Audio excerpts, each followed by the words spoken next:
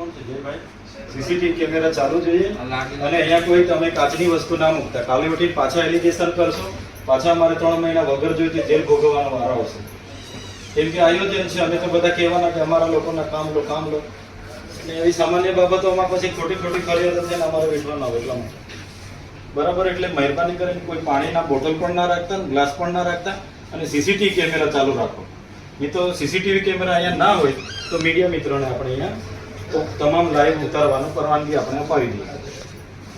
એક માણસ તો ઉતારવા વાળો જોઈશે. કામ તો હું તો હમણાં કાલે જ જેલમાંથી આવ્યો છું, પાછા 3 મહિને 4 મહિને મોકલી આપે તો મારે શું કરવાનું? લોકોના કામ પછી કોણ કરશે? એટલે બધાને આપણા પ્રાયોજના મેડમને કહો લાઈવ સીસીટીવી કેમેરા જોઈએ. અહીંયા પાણીની બોટલ, ગ્લાસ બાસ કંઈ ના જોઈએ. આ તો પછી પ્રી પ્લાનિંગથી કાલે ઉઠીને પાછા કોઈ મારી હાથે વગર જોઈતી સુધી પાછા મને મોકલી આપે.